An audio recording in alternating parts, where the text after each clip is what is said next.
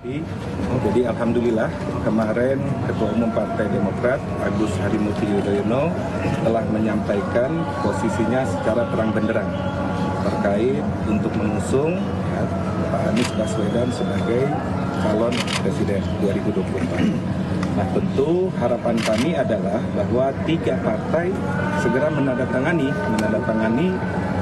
dukungan untuk Pak Anies sebagai calon presiden. Nah ini yang kami sedang terus dorong, tentu juga kami yakin bahwa Nasdem dan PKS juga akan mensegerakan itu karena yang paling penting adalah deklarasi yang 20% PT ini. Ya, deklarasi karena kalau kan banyak yang menanyakan kenapa nggak bikin kayak Nasdem lakukan, kenapa ini hanya rilis. Nah, menurut kami deklarasi yang paling penting adalah deklarasi 20% dan kemudian itu diglorifikasikan oleh rakyat. Artinya deklarasi nasional harus dilakukan oleh para pendukung rakyat, pendukung perubahan di seluruh pelosok Indonesia. Itu yang paling penting.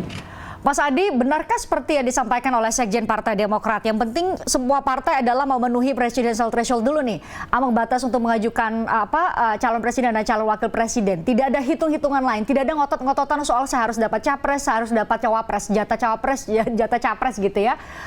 Benarkah di panggung belakang itu tidak terjadi? Ini bukan soal panggung belakang dan panggung depan ya, Pris. Ini jelas-jelas Demokrat ngasih kode, Anies itu nggak bisa maju tanpa Demokrat, itu aja pesannya. Makanya yang mau dideklarasikan pertama kali itu adalah deklarasi 20%.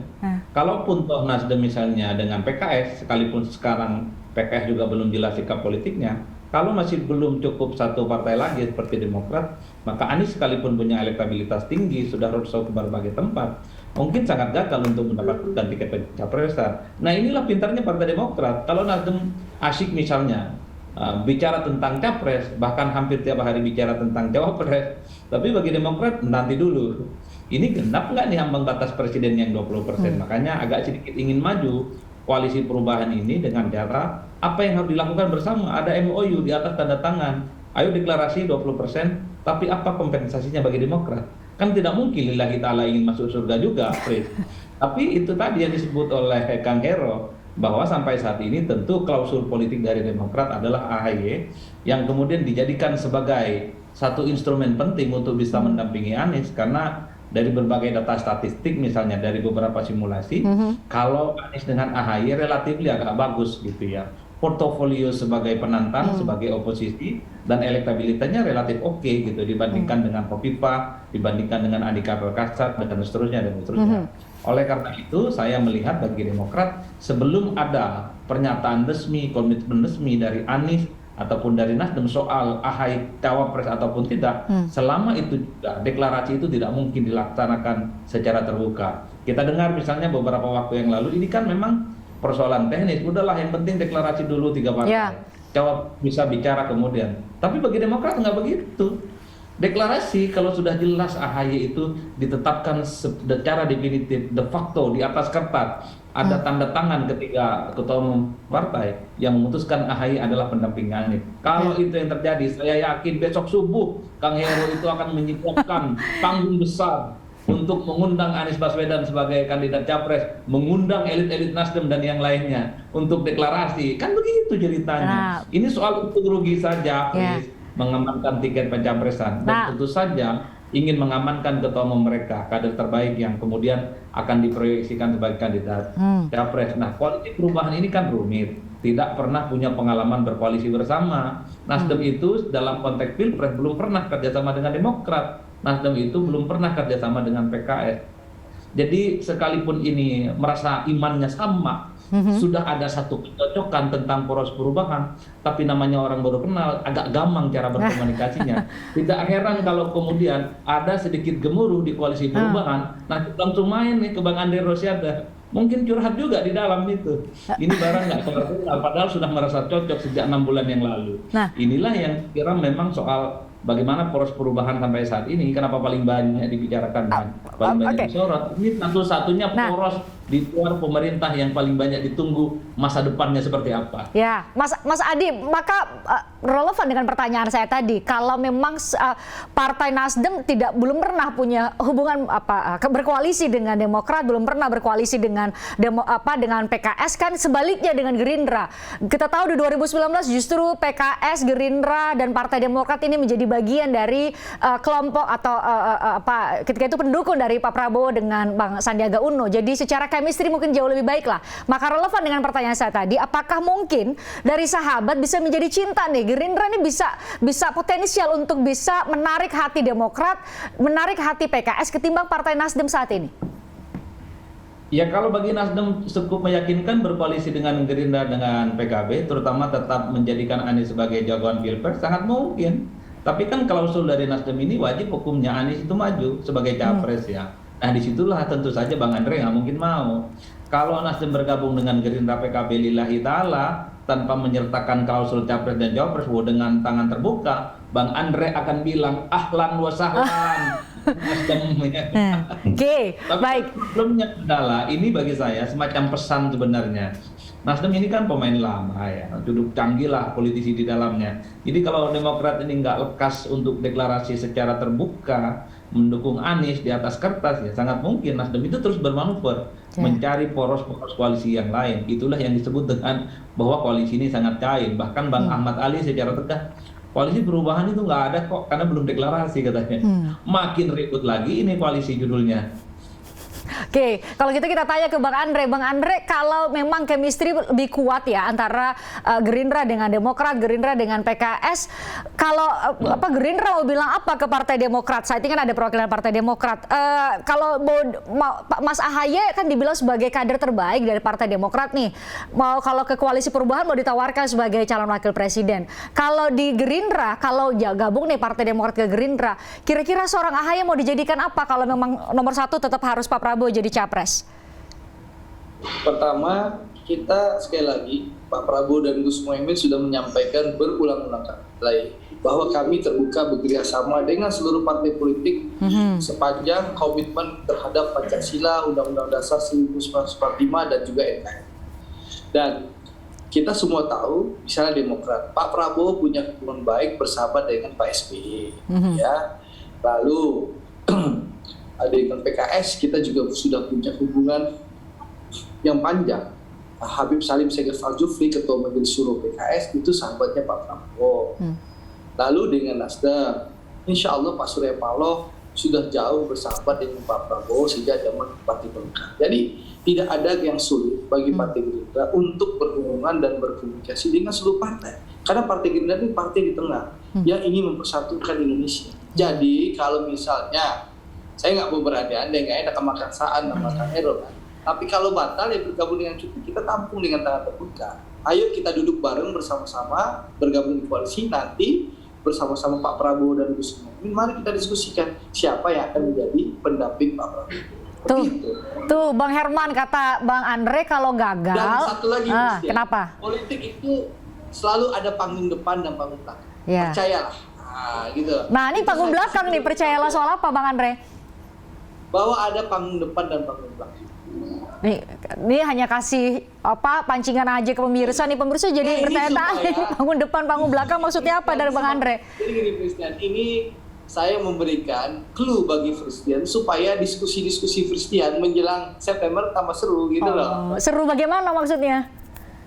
Karena ada panggung depan dan panggung belakang. Oh ya udah, ini sekarang lagi panggung depan yang kita bahas nih. Saya coba tadi gali sebenarnya panggung belakangnya, tapi saya mau ke Bang Herman tadi tuh. Bang Herman dikasih kode keras dari Gerindra bahwa kalau gagal di koalisi perubahan, ayo gabung aja di koalisi kebangkitan Indonesia Raya.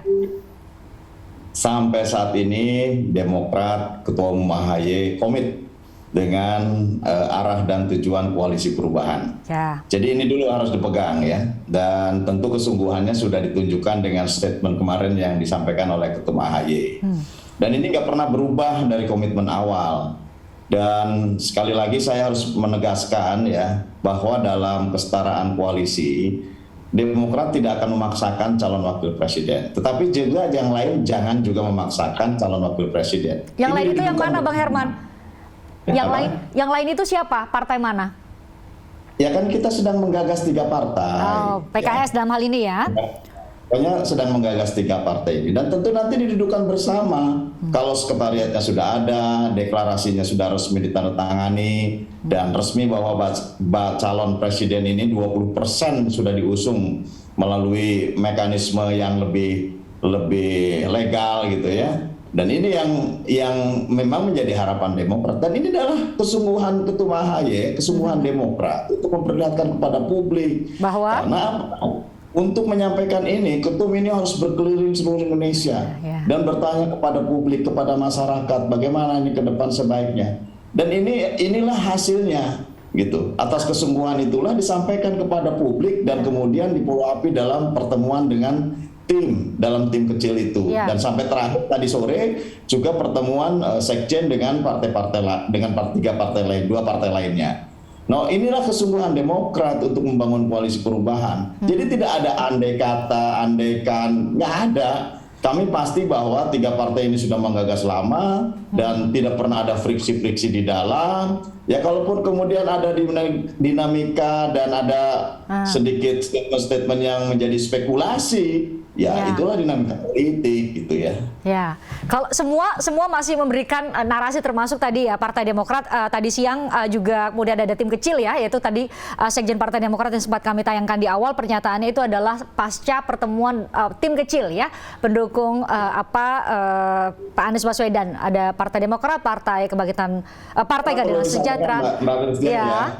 Dalam pertemuan-pertemuan itu kami solid, kami tidak pernah ada friksi-friksi, dan hanya bagaimana terus mengerucutkan ya dan memfinalisasi terhadap berbagai persoalan yang tentu ini sangat fundamental gitu, supaya apa? Begitu koalisi ini terbangun kuat ke depan, bisa memenangkan pemilu presiden dan bisa mensejahterakan rakyat Indonesia. Nah, kalau tadi masih narasinya itu kami komit, kami kuat, kami solid, jawab dulu pertanyaan saya tadi. Kalau misalnya Pak Anies Baswedan nggak milih Pak Mas Ahaye jadi calon wakil presiden, gimana tuh? Sudah dijawab. Demokrat tidak memaksakan, tidak memaksakan untuk kader terbaiknya menjadi cawapres, tidak memaksakan. Oh, berarti nggak apa-apa ya Mas Ahaye nggak jadi calon wakil presiden ya? Tapi itu diputuskan secara bersama-sama. Itu konteksnya. Oke, berarti saya ulangi lagi kalimatnya supaya lebih tegas nih. Kalau di koalisi perubahan calon wakil presiden Pak Anies Baswedan bakal calon wakil presiden Pak Anies Baswedan bukan Mas Ahaye, Partai Demokrat tetap di koalisi perubahan? Ya kan sudah diserahkan untuk memilih calon wakil presiden, diserahkan kepada Mas Anies. Sekali lagi nih ya. Dan Partai Demokrat tidak memaksakan Mas Ahaye untuk menjadi calon wakil presiden. Dengan catatan yang lain pun jangan memaksakan. Artinya calon wakil presiden ini ditetapkan oleh 3 partai secara bersama-sama. Oke, kalau begitu narasi terakhirnya saya terakhir juga ke Kang Saan, karena Kang Saan mau ada agenda berikutnya. Kang Saan, kalau Partai Demokrat sudah sampai di narasi tadi bahwa asalkan yang lain juga tidak maksa kadernya untuk menjadi calon wakil presiden, artinya kalau jalan tengahnya, apakah artinya jalan tengahnya ketika Partai Demokrat tidak dapat jatah sebagai calon wakil presidennya Pak Anies, apakah PKS juga tidak mendapatkan calon wakil presidennya Pak Anies? Apakah artinya nanti calon wakil presiden untuk Pak Anies Baswedan adalah di luar dari kader Demokrat dan kader PKS? Ya, kalau Nasdem dari awal pas deklarasi Pak Anies itu udah menyerahkan calon wakil presiden itu ke Pak Anies. Jadi nanti siapapun yang akan ditentukan oleh Pak Anies, dan tentu Nasdem akan terima. Jadi itu yang komitmen Partai Nasdem sampai saat ini nggak berubah. Jadi kita serahkan aja sepenuhnya kepada Pak Anies terkait dengan siapa yang akan menjadi pendampingnya untuk nanti di 2024 yang akan datang. Tapi Kang Saan, apakah posisi capres kepada Pak Anies Baswedan itu harga mati? Kalau tadi Bang Andre kan bilang boleh terbuka kok, tapi kita juga harga mati juga nih Pak Prabowo jadi capres. Jadi kalau misalnya kita berandai-andai lagi, Nasdem merapat ke Gerindra dan PKB, tapi Pak Anies jadi calon wakil presiden ya, mau nggak Nasdem? Ya, sampai hari ini dan sampai nanti pemilu, Nasdem tetap menjadikan Pak Anies itu calon presiden. Calon presiden ya? Jadi tidak akan pernah bisa bergeser menjadi bakal calon wakil presiden gitu. Itu harga mati juga ya, Kang? Iya, ya sampai saat ini kan gitu. Dan kita dengan koalisi PKS dan Demokrat kan perjalanan juga sudah panjang ya, hampir 2/3 perjalanan untuk merumuskan berbagai kesepahaman kan terus dilakukan. Tapi ya komunikasi sebagai sesama anak bangsa kan tetap dilakukan, saling mensupport, saling memberikan dukungan, dan menurut saya itu hal yang wajar dan biasa karena kita sama-sama bersahabat. Tapi Nasdem juga tidak menutup mata dan sangat sadar dong dengan harapan dari calon anggota koalisi perubahan, yaitu PKS berharap kadernya Kang Aher yang menjadi calon wakil presidennya Pak Anies, Demokrat juga berharap Mas Ahaye bisa jadi calon wakil presiden. Itu juga dibahas ya sebagai bagian dari dinamika. Ya itu hal yang wajar lah ya, kalau ada sebuah partai menginginkan kadernya untuk bisa maju. Itu menurut saya wajar saja. Tapi kan kita sudah memberikan komitmen bahwa calon wakil presidennya ya terserah Mas Anies nanti siapa yang akan dipilih. Nah tentu saya juga ingin berharap bahwa proses koalisi itu kan itu bukan di situ, tapi kan lebih ke hal yang lebih strategis. Jadi soal siapa tadi kita sepakat calon wakil presiden urusannya Mas Anies, ya tinggal kita merumuskan soal-soal yang lain. Baik. Kang Saan, terima kasih sudah bergabung bersama kami di obrolan malam. Ada acara di Bandung ya, sebagai Ketua DPW Partai Nasdem di Bandung, tentu ada tugas-tugas lain yang Anda harus kerjakan. Terima kasih sekali lagi. Kami harus jeda. Terima kasih. Kami harus jeda. Usai jeda, saya ingin menanyakan kepada Mas Adi, apakah dengan diserahkannya bakal calon wakil presidennya kepada Pak Anies Baswedan itu sebagai jalan keluar dan yang menjaga soliditas koalisi perubahan, atau justru sebaliknya? Usai jeda saya akan minta jawaban dari Mas Adi Praitno sesaat lagi. Tertarik dengan diskusi saya dengan para narasumber? Saksikan obrolan malam dengan topik-topik menarik lainnya. Jangan lupa subscribe ya channel YouTube Berita 1. Like, komen, dan share video ini ya. Terima kasih.